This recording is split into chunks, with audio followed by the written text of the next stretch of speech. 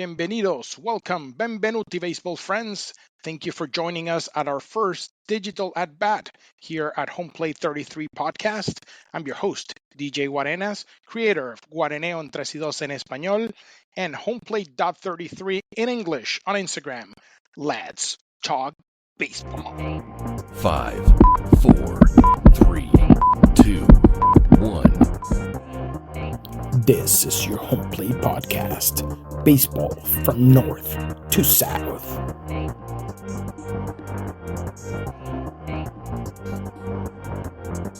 Hello, baseball fans around the globe. Happy New Year to all of you. And we wish you plenty of fastballs down the middle so you can hit it out of the park with ease in this 2025. How are you guys doing? Are you guys excited? Pitchers and catchers reporting less than 45 days. Baseball is just around the corner. It's already January 7th, 2025, and today's a very special day for us, not just because pitchers report pretty soon to spring training camp, but it's because we finally joined the digital baseball diamond. And I know it took long enough, but we wanted to make sure that we had everything ready for you and great content to provide to you when we launch this new podcast. And we're ready. We're here. We're here to not only listen to you, we're here to make sure that we keep you up to date like we do on our weekly Talking Baseball Thursdays with our flash summaries, and also in our Fridays with our live at honroneros.new, our live in Spanish baseball analysis that we do every week. But this is our first episode of the week, episode 1 of HomePlate 33, the podcast powered by Guareneo en 3 y 2 in association with Honroneros team. I'll be flying solo today, but I'm never alone because my friends at Accessorios Corp, they'll be there every step of the way with my door-to-door shipping needs to Venezuela. Accessorios Corp, your best option in Miami. As the show evolves, we'll have lots of baseball minds here. We'll have friends, we'll have players, we'll have executives, broadcasters. They'll be joining us to zone in and paint the black one baseball talk bit at a time, like our friends at Pin to Web, your online paint portal in Venezuela. So with that said, why a podcast? Why now? Simply put, because listening to the comments that you guys actually left us at our Instagram live every week at honroneros.new, the comments that you gave us and the feedback that you gave us when we covered the Choque de Gigantes in Miami. Not everybody has the time to sit there for 1 hour and not being able to actually flip between your applications when you're looking at Instagram lives. So we listened to you and we wanted to make sure that you can listen to this at the gym while you're driving. So you can rewind it, stop it, play it anywhere you want. So we'll bring it to you in as many platforms as we can. We'll have the video version of this on YouTube. The audio version of it will be on Amazon Music, Spotify, and Apple Podcasts. So definitely we cannot be more excited about this opportunity to bring you our analysis of the situation in the baseball world. But first thing is first, let's explain how we do things here at HomePlate 33, the podcast. Since every episode is not like the other, we treat each episode like a full baseball season. What does a full baseball season have? Well, every season has spring training. That's where we'll bring introductions to our guests, unveil our topic lineup, and give you the trivia question of the day. Then we'll go into opening day. Well, opening day is like Christmas for baseball fans, right? So that's where we're going to give you that high-level summary of the topics that we'll be discussing. We're actually going to lead into our first topic, and then we're going to get you guys going and warmed up and ready to go for the regular season. Then we're going to go into the regular season, which is the part that we all enjoy of baseball. So there's that we're going to lean into a pitch and discuss baseball topics from the base path. So think of it as you will. We'll make sure that we bring you every angle from that particular topic. Like, for example, today we're going to be talking about the trades and who won in this winter off-season, quote unquote. And then we're definitely going to go through that. After that, we're going to have the All-Star break. Everybody needs a break, so it's snack time at that time. So we'll give a shout out to all of our sponsors, and we'll give you a hint for our trivia question. Then after that, we go into the trade deadline. That's always an exciting part of the season. And then we will call the bullpen for, so we can actually keep mowing down those baseball topics. Then we're going to go into the postseason. So we will actually discuss there things that happen outside the norm of the field, situations, contracts outside the playing field. For example, if a new team is actually getting a new stadium or their stadium is actually changing their name, things that that definitely going to catch your eye. They're definitely off the field. Like, for example, today we're going to be talking about that decision from Sammy Sosa of apologizing after such a long time to go back to the Cubs. But we're definitely we're going to discuss that, and we're going to discuss that in the postseason section of the show. And then the World Series, which is it's what everybody plays for. That's where we're going to give you like an executive summary of the situation of the podcast, what we discussed, bullet point, pretty quick summary there, and then we'll give you hints of all the topics that we're going to be covering in the following podcast. We'll open the floor for you to give us feedback for comments. And last but not least, we'll give you the answer to the trivia question of the day. And just in case we go into extra innings of baseball talk, we have the off season, and that will be able to cover that section. So let's get pitchers and catches to report, and let's get to spring training now. Spring training. Welcome to spring training. Well, there you go. Like we mentioned on our previous section, we're definitely going to review the topics that we're going to be covering at the podcast today. Well, today we're going to review those big signings and trades that happened in the last few weeks, last few months, because it's been very, very active this offseason all over the majors. We'll definitely discuss who are the winners and the losers, in our opinion, in those early movements. Technically, who won the winter in preparation for the regular season. Then we're going to go into our next section, the state of the diamond, like we call it, in this particular time. So there we're going to discuss the situation of the Toronto Blue Jays, and then we're going to take a break and talk about our sponsors. We'll give you the hint that we talked about, and then after that, we're going to talk about the Seattle Mariners and their state of the diamond for them, because it's quite an interesting one, because they've been in a bunch of free agents and offering more money that they ended up taking, and they haven't actually gone to Seattle. Maybe there's a reason for it. Then after that, we're going to be talking about the MiLB teams that are going to have trouble filling out their stadiums, not because they don't have enough fans, it's because they don't have a stadium. And those are the Tampa Bay Rays and the A's, because they don't have a Oakland A's, because they're not all the Oakland A's anymore. So those guys. Then outside the baseball lines, we're going to discuss, like we mentioned before, the situation with Sammy Sosa apologizing to the Cubs and their fans. Interesting move. We don't know exactly where that's going to go, but we'll definitely be talking about that later on. And then to wrap it up, obviously, we're going to give you the answer to the trivia question that's coming up and what's in stock for our next podcast that definitely won't be some flying solo for that one. So the trivia question of the day, here it's brought to you by Accessorios Corp, is who is the only Latin American born player in Major League history with at least 300 steals and 300 homers? That's our trivia question of the day. We'll give you another hint in terms of who that person might be during an All-Star break. And then we'll give you the answer at the very end of the podcast. So now you're caught up with spring training. Pitchers are ready, catchers are ready, hitters are ready to hit, and let's go into the regular season. Opening day. All right, opening days here. Should be a stat holiday, but you cannot win them all.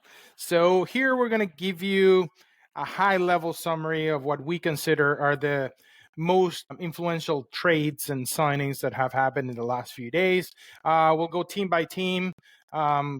Not in a specific ranking, but obviously the most important ones will actually go first. And we'll start, and I'm pretty sure you know why. We'll start with the Mets. They added a bunch of pieces to their lineup. They added Juan Soto, one of the biggest contracts in Major League history. No deferred money. That's definitely an interesting move there in terms of trying to build that winning culture in in Flushing Meadows with Carlos Mendoza at the helm. They took another Yankee away from them in Clay Holmes. Interesting move there, because apparently they want him to start and not exactly close like he did in New York. So that'll definitely be an interesting move that the Mets are going to have to make as the season starts. They get Frankie Montas. They added another pitcher in Griffin Canning and Canadian Jared Young. They bring back Manaya. So they definitely added enough pieces to make a difference there in what they lacked in the postseason. Even though there was not much, they were very close to making the World Series. But you guys know exactly what happened, and the Dodgers definitely prevail, and they won it all at the end of the day. Another one that had made interesting moves, in my opinion, one of the most improved teams in this offseason are the Boston Red Sox. They added Walker Buehler. They had Sandoval, lefty, that pitched for the Angels in recent memory. But he's not going to be starting the year with the team. He's coming back from Tommy John surgery. Another interesting piece, they brought Aroldis Chapman into the fold. I don't know if he's actually going to be closing, but he's definitely going to be that closer setup role there in Boston. Huge improvement there. And they added a couple of more pieces in Giovanni Moran and pitcher Vygotsky. I don't know. I apologize for the pronunciation there. Definitely an interesting one there. Obviously, moving on to the defending world champions, the LA Dodgers. They added Snail. Really? Snail? They definitely added Snail to their rotation. They bring back Teo. They bring back their closer, Teenan, and they added infielder Hee-Sung Kim from the KBO League. Apparently, he's a phenomenal infielder. I don't know where he's going to play. Either going to play second base, but they definitely have Monzi and Lux there as well. So they have a lot of flexibilities, and they showed that in the World Series, but they definitely added this piece. And they added Michael Conforto as well. So they're going to be having another right fielder. Apparently, there's a streak since Bonds retired that they're going to have a different left fielder every season since Bonds retired. I don't know if it's true, but I read it somewhere. So, an interesting tidbit there. The Yankees, they added a lot of pieces, especially after they lost the Soto sweepstakes. A lot of people in the Bronx were absolutely gutted that Soto didn't return to the Bronx. In my opinion, I never thought he was going to come back to the Bronx, not because he doesn't have the skills to go back to the Bronx, but it was a matter of the luxury tax, and obviously they didn't want to defer money. It was a lot of circumstances that didn't make me feel that he was going to come back to the Bronx, and he didn't. Ended up with the Mets, but I think they did a really good job in terms of filling that void left by Juan Soto, because they added, listen to this, Paul Goldschmidt, Max Fried, Devin Williams. Yes, that Devin Williams, the closest for the Brewers. Yes, that guy. Alex Jackson. They bring Puerto Rican fireballer Fernando Cruz. The guy, it's lights out. He was pitching for Cincinnati last year. That guy's lights out. So he's going to be one of those guys in the back end of that bullpen that is going to be shut out after shutout. They bring Bellinger from the Cubs. I never saw that trade coming, but it adds some flexibility if they want to move Judge to right field and get him off his legs, or if they want to play Bellinger in left or first base, if they don't want to give Dominguez that shot at left field. Huge signing there, in my opinion, and or trade for that matter. And they bring back Loaiza, which is was to be expected. In terms of Detroit, they signed Gleyber Torres. Gleyber had offers to go different places to play third base, but he decided to go to the Motor City to turn double plays with El Mago in Detroit. So we'll see how that trade kind of pans out, but it was a 1-year deal. So we'll see how that actually works out in the Motor City. The A's, I don't know if I call them the Sacramento A's for the time being or just A's, but let's call it A's just to avoid any issues. They add Severino, they add Jeffrey Springs from Tampa, and they add Gio Urshela, giving them a little bit of flexibility on the infield because Gio can play first base, can play third base, can even play second base if they need it.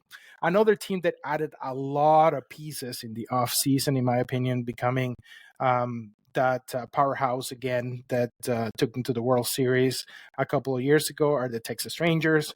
They added Jock Peterson. They traded for Jack Berger. They did an amazing job with the Marlins last year. They bring Kyle Higashioka.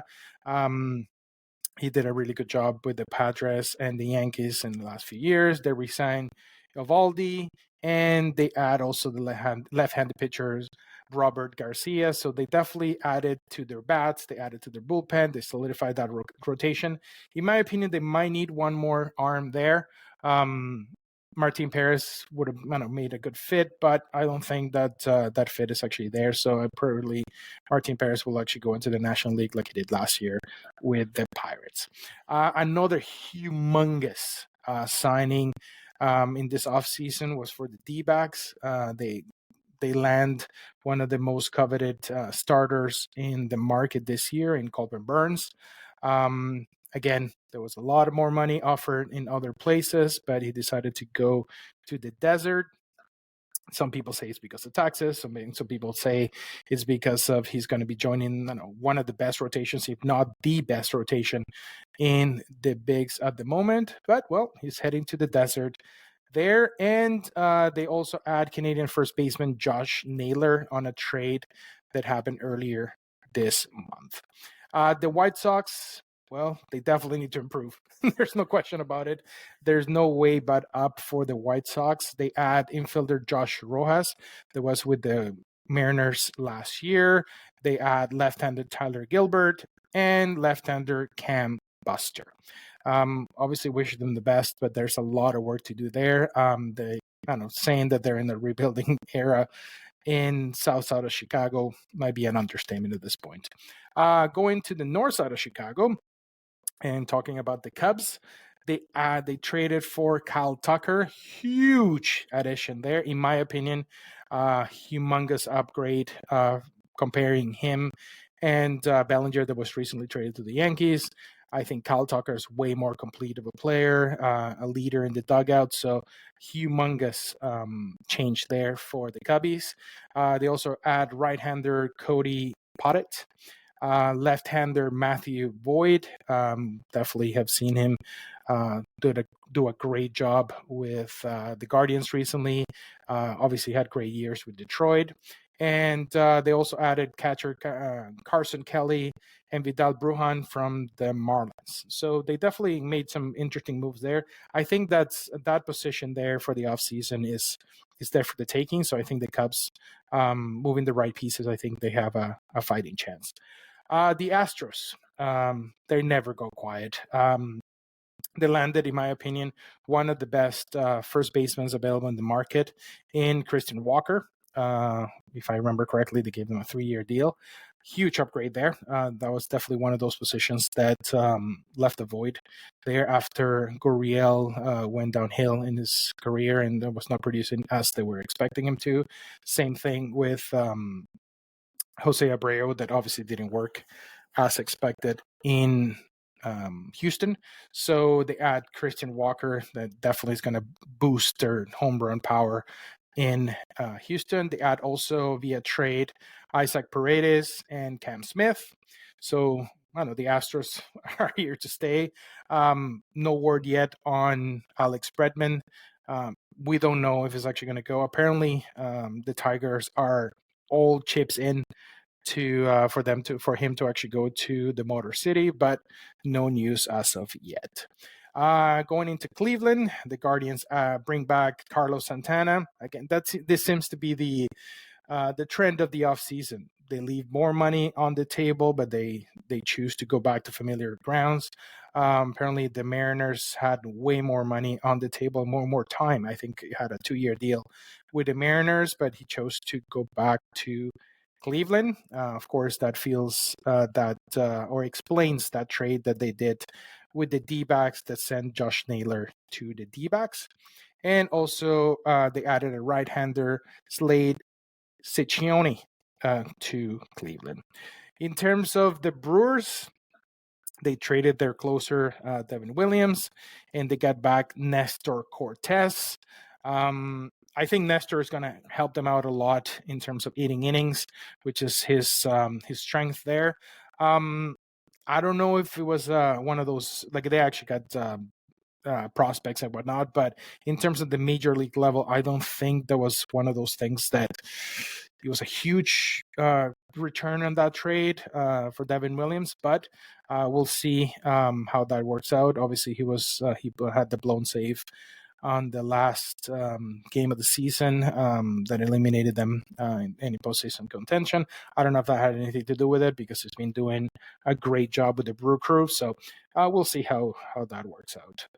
The Phillies, active. They definitely are hungry for that championship. They were one of the favorites. In my opinion, they were the favorites to win the National League last year. They fell short. So what did they do? They went out and got a lot of people as well. They got outfielder Max Kepler. He played with the Twins last couple of years. They had a right-hander Joe Ross. They traded for somebody they've been after for years now in Luzardo from the Marlins. In that trade, they got Luzardo and Paul McIntosh. They also added another pitcher in Aaron Cobbs, and they added a huge piece, which I never thought it was going to leave Toronto, but he declined his option early in the offseason, and Canadian closer Jordan Romano, it's going to the Phillies. Is he going to close? Maybe. He might be a setup there, build up as a closer. We don't know yet, but that's definitely a huge addition there for the Phillies and huge loss for the Toronto Blue Jays because they definitely need a lot of bullpen arms, and losing that one, it's definitely a big blow to the Toronto fans. Going into Cincinnati, Jose Trevino, the catcher, he did a great job with the Yankees last couple of years, but now with Wells behind the plate, he became expensible, so he got traded to Cincinnati. In that trade, that's where they got the Puerto Rican fireballer Cruz and catcher. And also they signed reliever Brady Singer. He did a great job with Kansas City last few years, so I think that was a great addition. That team is poised to do something well. Remember, they got Terry Francona as their manager this year, so that's definitely going to help them out in a lot of ways down in Cincinnati. The Angels, we all know that they need a lot of work. They did some minor tweaks here and there. They signed Dakota Hudson to a minor league deal. And they got via trade outfielder Chucky Robinson. He was with the White Sox, if I'm not mistaken. So they added a couple of pieces, but not a whole lot of mind-blowing moves from the Angels. They were said that they were in a lot of trades and whatnot, but nothing crystallized at that point. The Colorado Rockies now, they added utility player Tyler Strata. He actually was with the San Francisco Giants for the last couple of years. They gave Austin Nola a minor league contract, so they only did some minor changes there. A couple of moves in the minor leagues, but nothing to write home about. And we're moving on to San Francisco, with San Francisco being offering a lot of money to a lot of players. But the only one that being able to actually land is Willie Adames. Huge land, of course. But in my opinion, losing Snail, Robbie Ray not performing the way he has been performing when he was in Seattle or in Toronto, definitely Adames feels a little bit short of the mark in terms of additions, but they still active. I know the offseason is not over yet, but they land a big bat in Willie Adames. Going into the Twins, they add in a couple of minor league players. One of them that, in my opinion, is going to make the big club at some point, which is Mike Ford. Big left-handed bat. They can come off the bench at any time. And Mickey Gosper, that came from Boston. He played second base last year for Boston. They definitely can do the job there. A lot of moves there to be made by the Twins. Moving to The Miami Marlins, they add Eric Waxman. Just a minor piece there compared to the other moves that other teams have made in that division.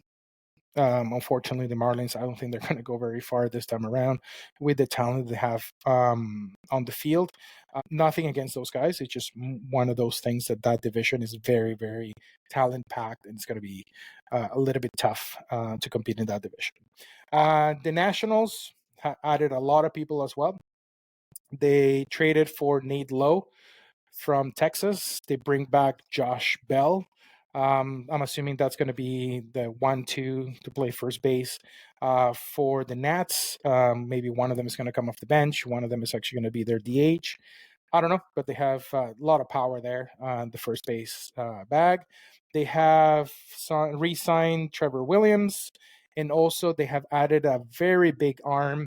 Hopefully he stays healthy. It was something that he couldn't actually do with the Atlanta Braves. Canadian right-hander Mike Soroka. Definitely a huge addition if he can actually stay healthy.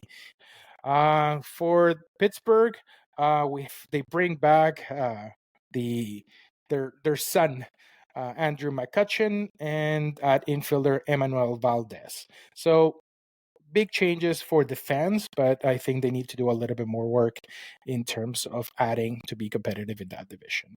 In terms of the Tampa Bay Rays, Danny Jansen, the ex-Blue Jays catcher, signed with them, and they also added a minor league deal for Eloy Jimenez. Again, it's one of those guys that even though it's a minor league deal, he has a lot of injuries, but when he's on the field and healthy, he can definitely be a change maker there in Tampa. And you guys actually know what Tampa does. I know somebody comes in, the backs a $1.20 and an ERA of 10, and all of a sudden are competing for Cy Young and Silver Sluggers there. So, well, more on the pitching side than the batting side, but you never know what can actually happen there. In terms of Baltimore, they made a lot of changes. Some of them make sense. Some of them are kind of interesting changes. They were in the Calvin Burns saga there for a while. But of course, as I mentioned before, he went to the desert, didn't resign with Baltimore, but they added Canadian outfielder Tyler O'Neill. They bring in veteran pitcher Charlie Morton, that he did an amazing job with the Braves last couple of years.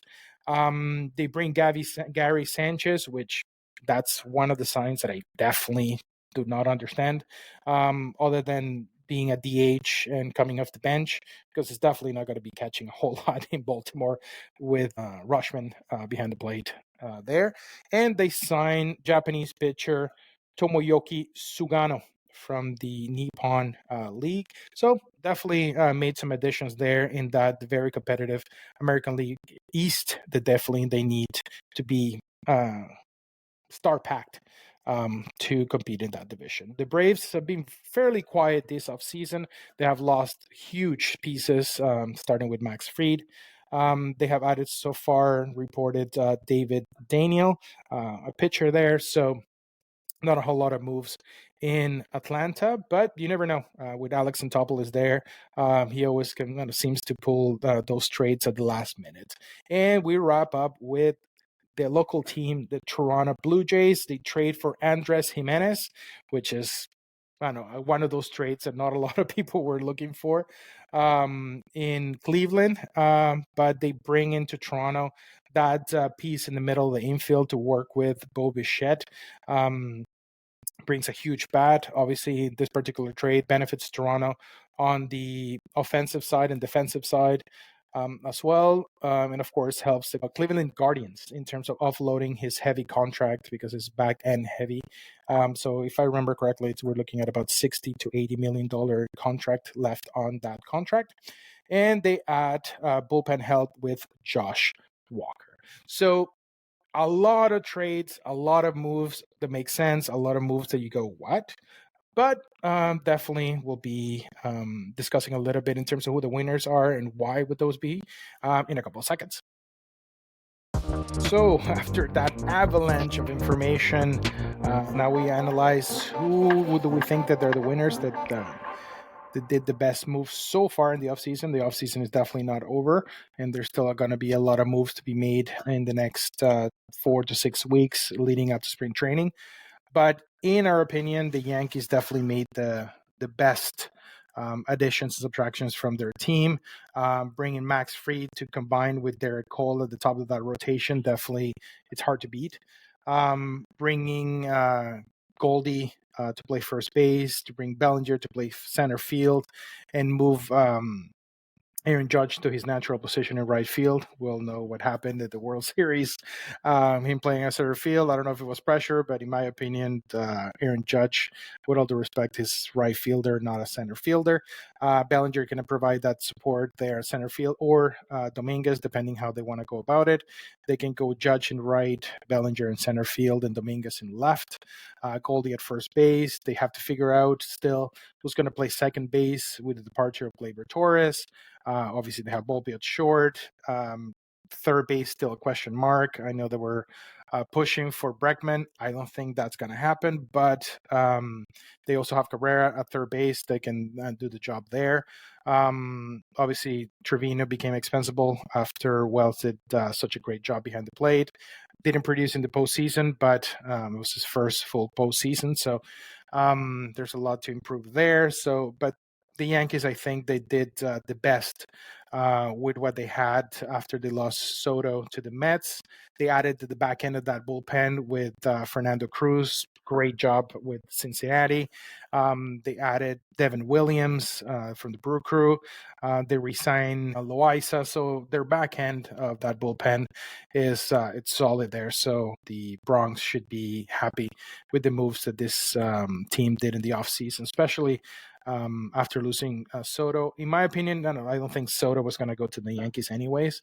Not because of the drama around the whole chemistry in the dugout. It's just because there's a lot of moving parts there. Signing Soto, you're locking yourself to sign other players, and the Yankees actually had a lot of I don't want to call them holes in their lineup, but they definitely have things that they had to address. And by bringing Soto in, the luxury tax wouldn't have actually allowed them to make those additions.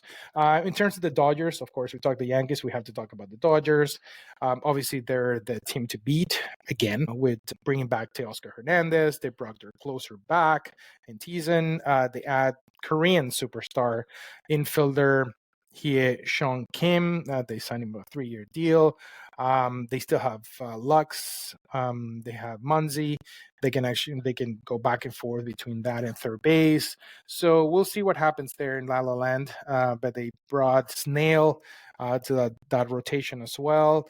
So they added a lot of pieces there. Conforto, that's another left-handed bat that can definitely help them out. I don't know what Conforto's role is going to be in that lineup. Probably play left. But I'm not sure what Conforto's spot in that particular lineup would be, but definitely a huge bat there for the Dodgers. Third, the Mets, of course, they threw a lot of money at this offseason, signing Soto to one of the largest free agent contracts in Major League history. No deferred money. So they're definitely pushing hard for a championship there under Carlos Mendoza. They bring back Manaya. They added, in my opinion, what they needed the most. They brought Clay Holmes, which there's talk that he's gonna try to be a starter opener. Not sure if that is the right move, in my opinion, for the Mets, but I'm not the GM. I'm just one of those guys that definitely try to analyze and bring my perspective to this. They added Siri, in my opinion, is going to be one of those late inning additions to the outfield. They bring Montes to actually help that rotation. So great additions there that should bring them over the hump. But again, they still have to beat the Dodgers in that National League Championship Series. So we'll see how that actually works out. And also the Phillies are huge there as well, which is the next team that we're going to be talking about. They add Luzardo and Romano to this mix for the Phillies. I think that those are great additions for the Phillies. They also bring Max Kepler. Definitely can help them out as a left-handed bat that they needed. Another team that I think did a great job in terms of adding arms to a depleted pitching staff are the Boston Red Sox. They added Walker Buehler. They added Crochet from the White Sox. Just those two additions are going to make them so much better and so much more competitive in the American League East. They add Sandoval, but remember, Sandoval is coming back from Tommy John, so he might not start with the team, as far as I understand. He's going to start after May, come back from Tommy John surgery. They added Chapman to that back end of the bullpen. So there's some additions there that definitely helped them out. And in terms of the other two that I think they're in the top of that list of great moves in the offseason are the Arizona Diamondbacks, even though they didn't add a whole lot of talent, but just the fact that they added Corbin Burns to that juggernaut of a rotation that the D-backs have.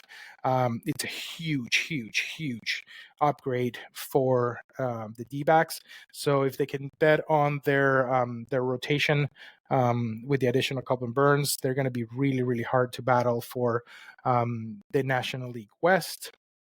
Again, the National League West is being owned by the Dodgers for the last few years, but in terms of a finishing runner-up in that division, there, I don't think it's going to be a problem, and they can go very far with that rotation in the postseason. And last but not least, in terms of the standouts of the trades, are the Rangers.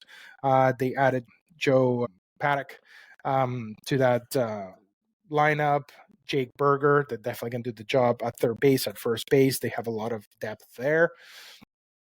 Kale Higashioka, they can be their backup catcher.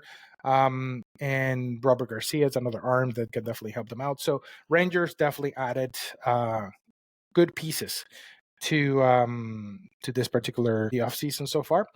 In terms of the losers, quote unquote, or the ones that have not made enough moves, in my opinion, to compete for this offseason are the Atlanta Braves after losing Max Fried. They haven't added much power there. They lost Soroka to free agency as well. I know he's been dealing with a lot of injuries last few years, but definitely one of those guys that you want to keep around. They lost Morton, which has been their powerhouse horse in terms of giving them at least 5 innings every outing. So those are 3 pieces. They're huge in terms of that. Obviously, Chris Sale is there for another year. Cy Young winner. But as we all know with Chris Sale, you can be the Cy Young one year, but then pitch 3 innings next year. And obviously he didn't pitch in the offseason last year. So there's question marks there for the Atlanta Braves. The other one that I think I understand the reasons why, being a salary being the key one there, are the Cleveland Guardians. Getting rid of Josh Naylor and moving Andres Jimenez to Toronto. They were pieces that definitely were going to go up in price and they wouldn't be able to actually keep them. But Andres Jimenez was already under contract for 4 more years, if I remember correctly. And for them to actually let him go and trade it for Toronto and then right away trade that talent to Pittsburgh just for getting some low leverage situation pitchers. So I think the Guardians, obviously they still have a lot of talent. I mean, obviously they went really far in the postseason, but Andres Jimenez was definitely a huge part of that run, and same with Josh Naylor. Seemed to be one of those guys that combined with Jose Ramirez pump that dugout, and it kept everybody in check in terms of providing that power there. Yeah, we'll see how it kind of works out. Another one that I don't know if it would actually be a bad move, good move, is the Detroit Tigers. In my opinion, they should have actually gone more, Bregman. Apparently, they're all in; they're not out. But I think they had enough options at second base to go for a third baseman instead of Gleyber Torres. In my opinion, I thought Gleyber Torres made more sense to Toronto, but of course, after Andres Jimenez actually joined the Toronto Blue Jays, obviously those moves actually didn't make sense anymore. And apparently he wants to play second base and not third base, but we'll see how it actually works out. In my opinion, they need a little bit more pitching, more on the starter role than the middle relievers, because of it, they leaned pretty heavily on the middle relievers there in the postseason. They did an amazing job. I thought they were the most improved team by far in the 2024 campaign. But I think they're a little bit quiet after that success of last year and having school being the ace of that rotation. If they had one more power arm there, I think they can actually push for that American League Central that it's always up for grabs lately. So we'll see how it goes. And last but not least, the White Sox. They made some move. They added Josh Rojas from the Mariners. Josh did a really good job with the Mariners, but they need a lot. In my opinion, they're just basically confirming that they're rebuilding. They're not in the market for big free agents right now. They can still get some cheap options there that they can actually add to that White Sox team that obviously broke the record for losses. They definitely need to improve quickly because to actually see stadiums with only 4,000 people, it's very, very sad. And if they continue that way, they're going to have to, I wouldn't say they're going to have to move, but they definitely have to do something so the fans can keep coming to the stadium. So that's our summary of winners and losers in terms of what's going so far for the off season leading into the 2025 season. We'll bring you more moves as they become available for you, whether it's here through the podcast or Talking Baseball Thursdays on Instagram, where we give you that flash summary of the week of baseball in 90 seconds. So hopefully you like that segment. So far, we have actually got pretty good feedback on that segment because everybody's in a rush. So having something under 3 minutes, start to finish, in terms of trades, signings, minor league news, and so on, people have actually liked it quite a bit.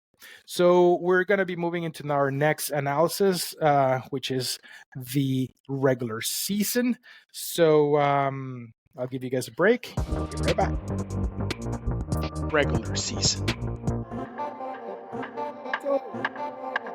And now we're going to be analyzing two teams in this next two segments of the podcast. We're going to be analyzing the state of the diamond for Canada's team, the Toronto Blue Jays, and my neighbors to the west, the Seattle Mariners. They definitely have to find that identity that they're lacking. It showed last year, finishing last in the American League East. They seem to actually be a team without that identity of like either sluggers or the pitchers. Of course, they have got a lot of bad news in terms of the pitching side, with Manoah not being the Manoah that everybody was expecting him to be. But of course, every team goes through the same things. Like a lot of people say, Primary River, you still have to suck it up. And if you want to compete in the American League East, you have to have pitching for days. And Romano had his difficulties to wrap up the year as well. Not only that, he's not going to be back. So there's some question marks, especially on the bullpen side of things. I think the rotation is going to be just fine. The reason why I say that is they have Rodriguez to be the fifth starters. I think Francis is ready to take that step forward in that rotation. Gossman he's being a horse there. Barrios, of course, it's the epitome of success and health in that rotation, not only for the Twins, but also for the Blue Jays. So you have Gossman, Barrios, Francis, and you got Rodriguez. In my opinion, the question mark of that rotation will be Bassett, not because of his performance, is because, in my opinion, he's going to be that training bait to get bullpen help, in my opinion. So if he comes back, obviously I'd rather see him as a fifth starter, but I think it's one of those guys that the Jays are going to try to put in the trading block moving forward, try to get some bullpen help, which is, in my opinion, what the Blue Jays need the most. Of course, they don't have a ton of starter depth, but I think they're hurting a little bit more on the reliever front. Every team has drama, but no bigger drama than the bloody saga drama. Is he going to sign? Is he going to stay? Is he not going to stay?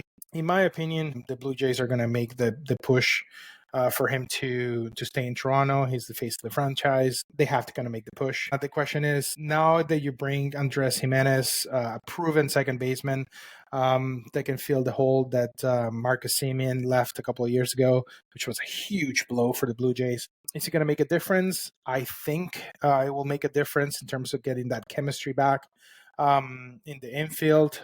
They need another third baseman as well, but I think Vladdy signing in Toronto, it just makes sense for the not only for on the field but off the field. With he being born in, even though he's Dominican, he was actually born in Montreal. So and everybody loves him here in Canada.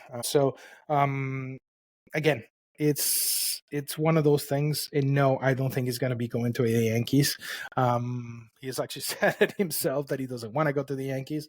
But again, this is a business; anything can happen. So that's definitely going to make a huge difference one way or the other. The other saga in Toronto, it's the Bobby Shett saga. He's also a free agent at the end of the year. So the question is, do you train him now to get pitching, to get better on that side, and then you move Andres Jimenez to shortstop, which is not his natural position when he came up to the majors? But I wouldn't, in my opinion, as a baseball fan, is you play at least half of the season to see where he comes back from, because last year was a down year for Bichette standards.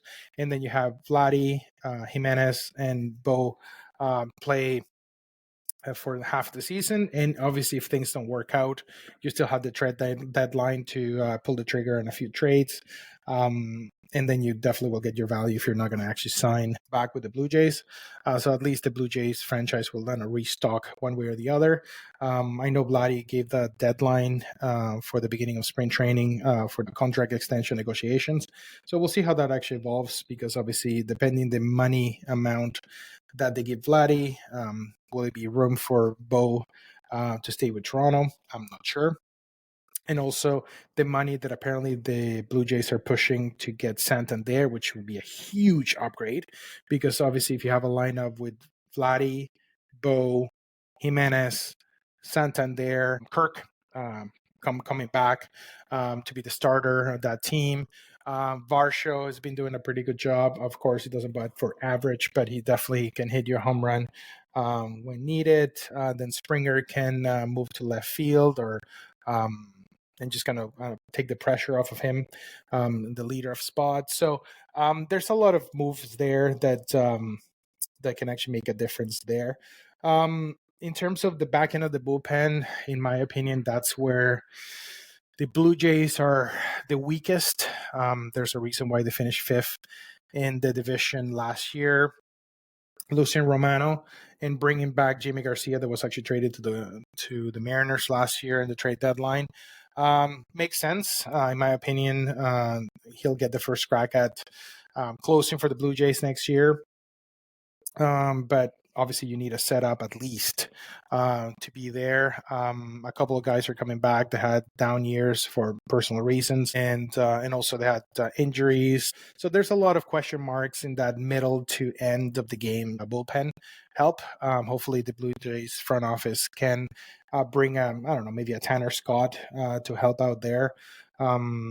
And push at least maybe not the division, but push for a wild card spot, because obviously we have to be realistic from a juggernaut point of view. We're going to have Baltimore and the Yankees, after the new additions that they made, pushing for that top spot on the division. Tampa Bay never goes away. Of course, they have a different issues to deal with this year, not having a stadium. Boston is not going to go away. They added really good arms to that rotation. So it's not going to be easy. It's never easy in the American League East. So it'll be interesting how that actually comes about, and the future of the Blue Jays. They can go that route, or they can just go, well, you know what? We cannot get Santander.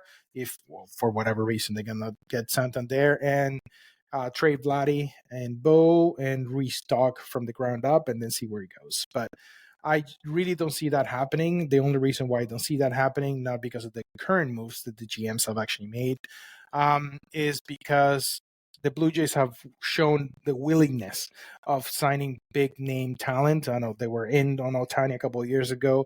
They were reported to be in the Soto saga. They were reported to be in the Colbin Burns push. Apparently, they were one of the top offers in the market for him, but he chose to go to the desert for apparently tax reasons, and also wanted to join that rotation there. So money, I don't think is an issue for the Toronto Blue Jays, but they definitely may have to make a decision now in terms of where they're going to pivot. Are they going to pivot into a contender, or are they going to pivot into a 500 team so they can keep their talent in place, or they're going to pivot and trade to restock at that point? Because unfortunately, that's something that showed last year on the field, finishing last in the American League East. Even though they were not out the whole year, they definitely dipped in the middle of the year in their bullpen. Couldn't hold a lot of leads, and they lost a lot of one-run games. And at the very end, they brought some of their prospects. They did a pretty good job, but they had players that the Babe Schneider had a down year compared to his debut season. Bichette had a down year. So a lot of pieces there. That one guy that I think is going to get a lot of playing time is Baroa. He earned it last year with his defense, maybe a late inning replacement to play third base or even shortstop, depending how Bo comes in. Obviously, Bo never wants to be out of the lineup at any given time, so we'll see. There's a lot of moving parts. Barger is there and did a pretty good job in left field, but if they get Santander, I think they have their outfield solidified with Santander in right, Barger in center, and probably Springer in left, or depending whatever option that they want to go to. But I think that that addition of Santander will be huge, not only for the morale of the team, but also the morale for those free agents that are in the fence in terms of, do I want to go to Toronto? Is that a contender team? Is that the real deal? That Santander signing, it's more than just adding Santander. I think it's adding momentum to a team that needs all the momentum they can get to get out of the cellar of the American League East. So next, we're going to go into the All-Star break. We'll give you a hint of our trivia question of the week, and we'll talk to you about our sponsors, and we'll be right back to talk about the Mariners. All-Star break. And here we are at the All-Star break, where everybody can take just a quick break and listen to the trivia hint for the question that we had for you guys today. The hint: he played for the Astros, he played for the Mets. In my opinion, he helped the Astros the most in the postseason. He was a Mets legend. He also played a lot of years in Kansas City. This was one of those guys that when he came up to plate, he was there to drive runs. So that's a hint for our trivia question of the day. And as promised, I'll be talking to you guys about our sponsors, which are Accessorios Corp, for your shipping needs door to door to Venezuela, whether it's by air or by boat or any way they can actually get it to you.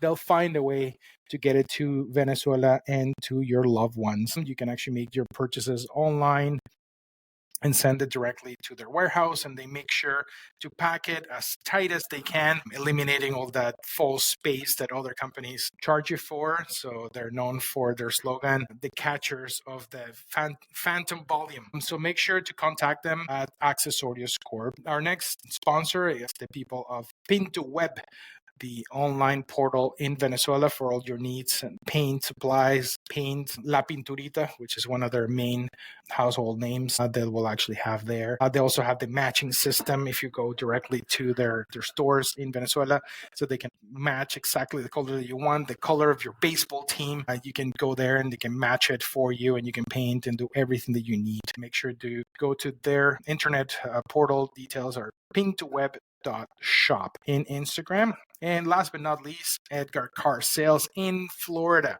If you're looking for a car, Edgar will make sure to find a way to get you your dream car in Miami, in Florida. He's definitely going to be there for you, finding a way to get you your dream car. So those are our sponsors. Thank you very much to them. Make sure to look and follow them and look for their information. They're there to help you out. Thank you very much for them to put in their trust in us to bring you this podcast.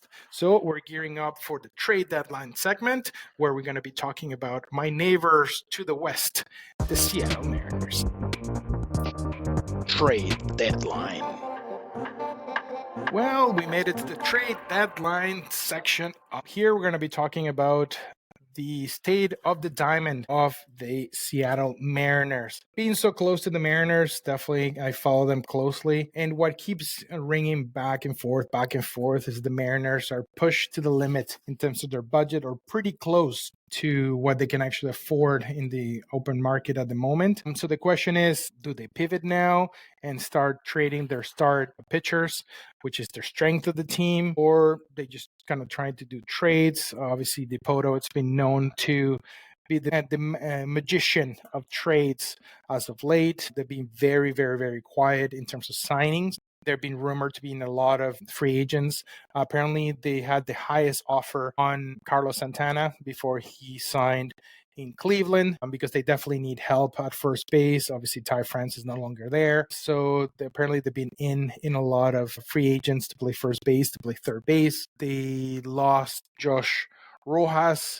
That's a big blow in terms of their defense there. So the question is, where did they pivot? Do they pivot on trading some of the cash that they have assigned to some of their starters, like Castillo, or do they just go with the quote-unquote low-hanging fruit in terms of those free agents that haven't actually made a whole lot of noise for a lot of people, basically buy low with the expectations of those players to have monster years and help the Mariners? Because the thing is, the Mariners last year, it was definitely one of those seasons that it was kind of hard to explain. They were leading the way for most of the season. Their rotation and back end of the bullpen with Munoz in the back end of the bullpen was completely lights out, but their power surge completely. Somebody pulled the plug on their power sword, and wow, it was amazing how they ended the season, and they needed a jolt to be able to compete in that division, especially with the additions that the Astros have made, having Christian Walker be added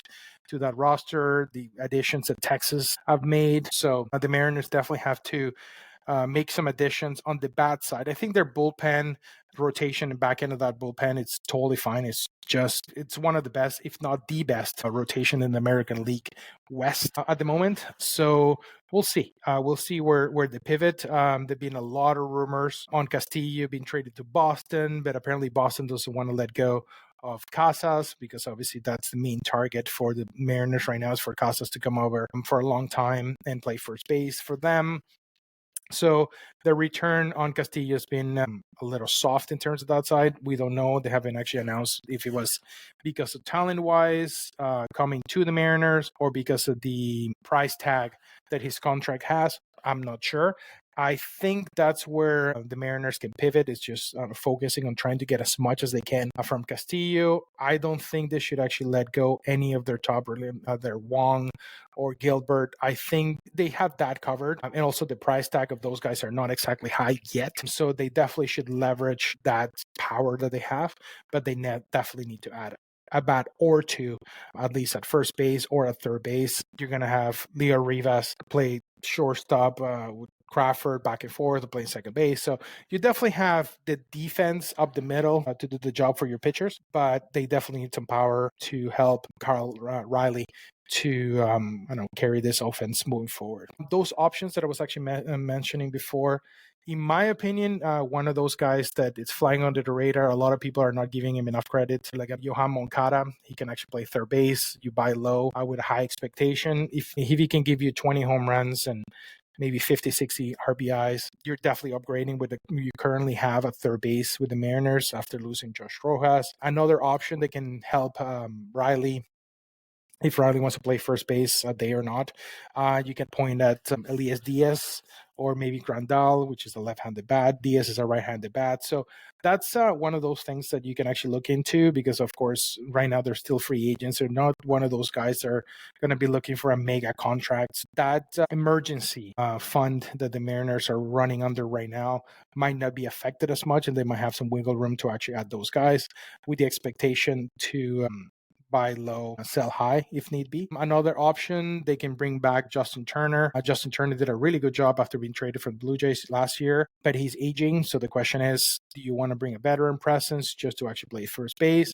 Or do you want to use one of your current options that you have from the minors and bring them up? That's just another option there. They can also look at Mountcastle. Of course, Mountcastle is one of those guys that definitely going to be on the higher end of that budget that they have left for the Mariners. So it might be an option on paper, but money-wise might not be the right option there based on their budget constraints that they have. Or the other thing that has actually been sounding pretty loudly is a trade with Detroit for Torkelson, because with the addition of Gleyber Torres, apparently their current second baseman will move to first base. And Torkelson can actually be one of those guys, again, that you can buy low and sell high in that sense. Maybe he just needs a little bit of a tweak in terms of that drama. So a lot of work to be done for the Mariners at this point. I think, again, they definitely have the best rotation, bullpen, and back end sides in the American League West. I think they'll be totally fine. I'm definitely predicting a bounce back year from Julio Rodriguez, which had a good season. It's not that he had a bad season, but he definitely didn't have the season that everybody was expecting him to have. If they can add a couple of pieces here and there, like I mentioned, like a Moncada or Elias Diaz to kind of help off the bench, I think they'll be fine. They'll definitely be competitive enough to push for that American League West. And if they're actually close to that hunt, they might be able to add on during the training deadline. But it's definitely one of those things that they definitely need to address early enough, even though the Mariners are notorious for being great starters of the season and then they fade after the trade deadline. So I wouldn't be very shocked if they add after the season starts instead of before the season start, but definitely have some options, but also they have a lot of limitations, unfortunately, in terms of the budget restraints after the whole fiasco with TV stations and whatnot. So obviously their budgets have been reduced because of the profits have actually gone down quite a bit after those the root deals and all that kind of stuff of the TV station. So there's my analysis for the Mariners. Hopefully they can make those adjustments. I'll hopefully be there for opening day against the Athletics, reporting from the field. So hopefully I can actually bring you a little bit more insight from the field when we get to opening day. But hopefully the Mariners can actually get over the hump and add a couple of guys to that roster, because they're definitely within the window with that amazing rotation that they have. We're going to go into their next session, which is the postseason, where we talk about things outside baseball. We're going to be talking about Tampa Bay A's and also the discussion about Sosa apologizing to the Cubs. I don't know what it's all about. So, all right, we'll be right back. Postseason. And we are back. We're going into the postseason drama section. So here we're going to be talking about the apology from Sammy Sosa to the Cubs and the fans. So they can be welcomed back into the arms of the organization. He posted on social media the letter that he wrote to the Cubs organization, apologizing for not doing the right things, quote unquote, when he left the Cubs. Obviously not openly admitting that he used PEDs, but I don't know, it was one of those read between the lines in terms of I left in the wrong way. I left not when I should have or how I should have. But apparently the Cubs have accepted that apology and have welcomed them with open arms into the organization. What does that mean? Is it going to be a coach? Is it going to be one of those celebrity coaches that a lot of teams have to kind of help their hitters and whatnot? Not 100% sure. It was definitely one of those news that came out of left field after so many years of speculations in terms of why he left the Cubs, why he didn't resign with the Cubs, what happened there, why he was never welcomed back in any of the Cubs events. So it was kind of one of those topics. It was dead in the water and nobody was talking about it. I think they talked more about his color pigmentation on his skin than him going back to the Cubs. But of course, I know this is something that definitely going to have to be brought up into the forefront for those Cubs fans that are listening to us. So So I guess Sammy is back with the Cubs organization. What role, what expectation, we don't know yet, but it definitely made waves in the social media world. We'll see how if he comes up at spring training as a hitting coach of some kind or working in minors somewhere. So we'll see. But definitely one of those news that kind of left everybody scratching their head going, what kind of apology is this? So it was not very clear. So moving on from that, we have to talk about the Tampa Bay Rays and the A's. Starting with the Tampa Bay Rays, obviously, you guys all heard what happened in Florida with the hurricanes that basically destroyed the roof of the Tropicana field. So they have already announced that they're not going to be playing for the foreseeable future in Tropicana Field. They're going to be using the Yankees spring training facility in Tampa. So that's going to be an interesting approach there. So obviously, the Rays have their spring training facility in Florida as well, but obviously they don't have the amenities that are required for Major League Park.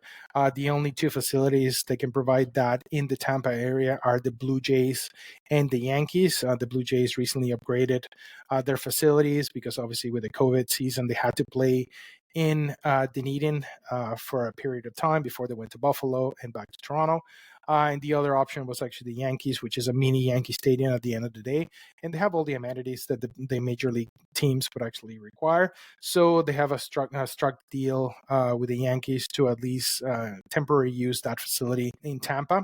So the question is that going to be one of those things that is going to be the test of the franchise that they need to move closer to town if it's packed every night?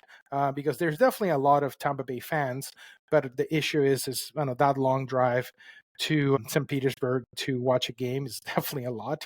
I've made that drive a lot of times with friends of mine. They're diehard Tampa Bay Ray fans, and it's definitely not an easy thing to do. There's also the conversation that they're one of the main reasons they're not fixing the roof so quickly is because that money that they needed to use for that, it was already allocated to the new stadium. So the question is that money really going to go there? Or is this something that it proves to the city of Tampa that they need to be closer to the city, like, I don't know, the A-board city, or they need to pull the plug and actually go somewhere else like Nashville or back to Montreal, which I doubt it. But Nashville has been begging and pushing for a brand new franchise. You never know. You never know what will happen. But for Rays fans that are listening to us, obviously they're going to be enjoying how close the games are going to be to downtown Tampa. And in terms of the A's going into Sacramento, the question would be, at least the reason why I bring up this element is going into Sacramento. Of course, it's something new for the people in Sacramento. They're going to be playing in a minor league facility while they finalize their move to Las Vegas.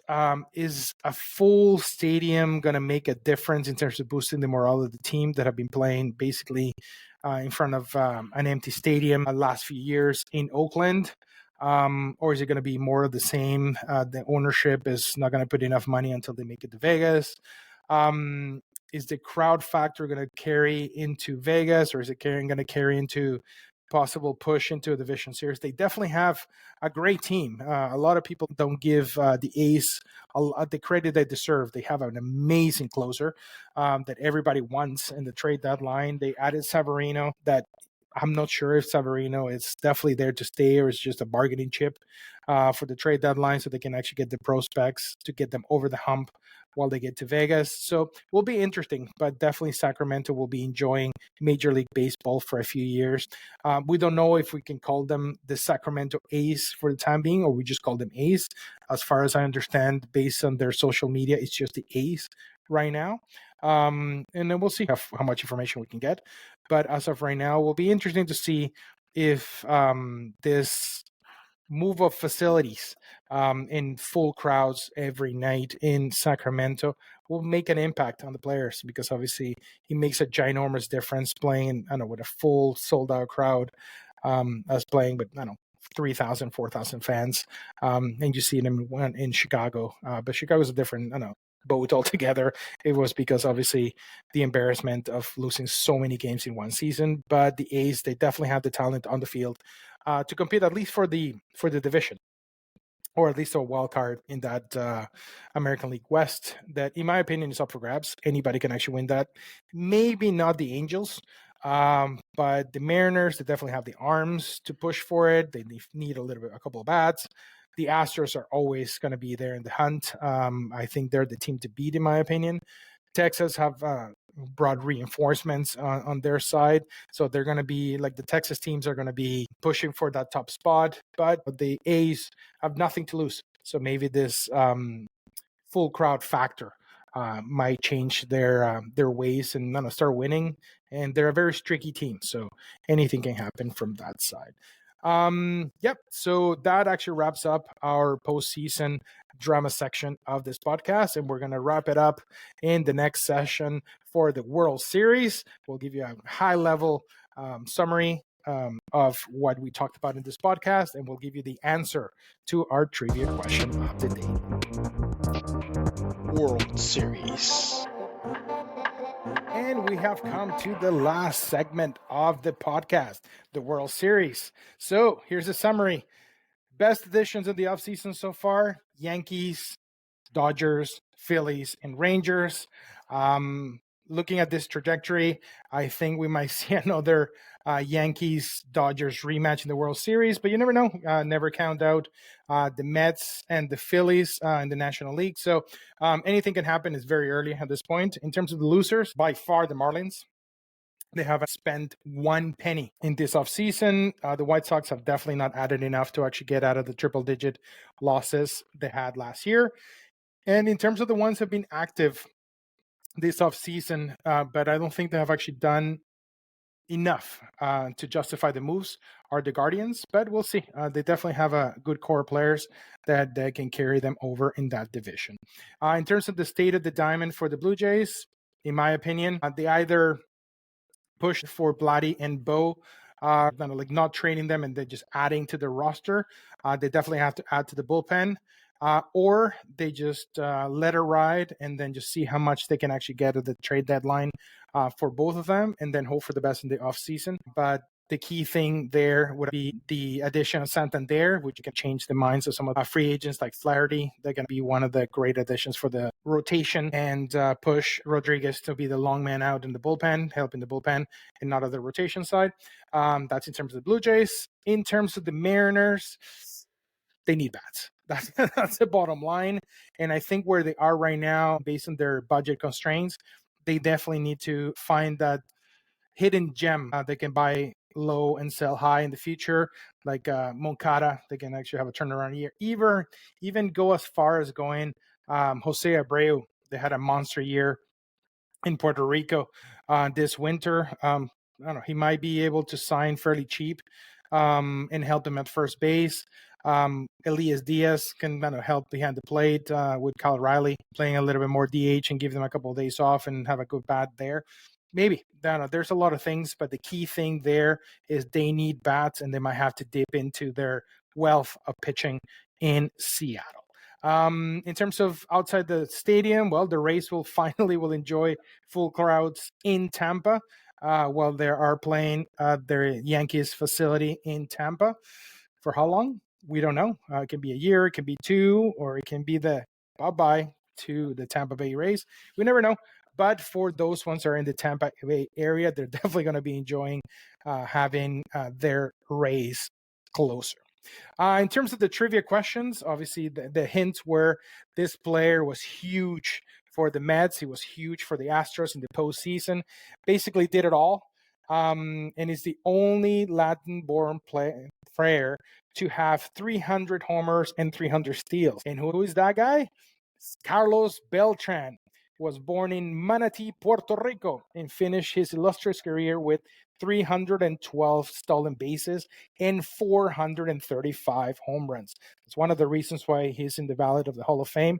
I think that he was basically the engine, especially for the Astros when they made their first major push to the postseason with the Mets.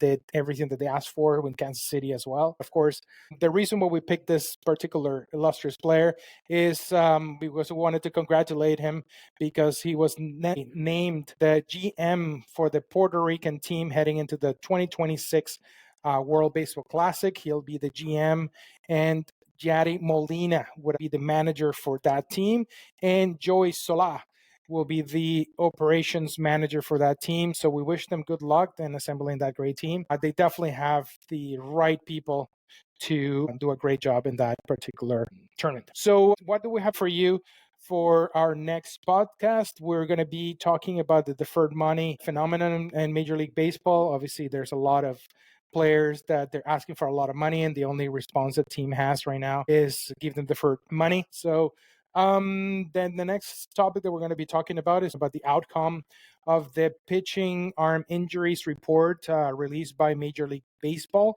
in terms of what they found, the things that are shocking from that report. There's a couple of things that definitely make you scratch your head in terms of where the injuries are happening, what time of the season they're happening, and things that some of the experts are saying. We're going to be talking about the MLB notable dates for 2025 in terms of when the All-Star Game, Tokyo Series, Mexico Series. There's a lot of interesting dates there for next year, and a little bit about the minor league farm systems, some of the moves for the Mariners single-A affiliate that finally got a couple of things that they were waiting for. So don't forget every Thursday to check out the Talk Baseball Thursdays flash summary on Instagram at HomePlate.33. Hopefully you like this podcast. We're open to feedback, whether it's via Instagram or YouTube, or let us know what you would like to hear us discuss in this podcast. Thanks for joining us on this very first Home Plate 33 podcast. And it's your pitch. Swing away and palagayeque. See you in the next at bat.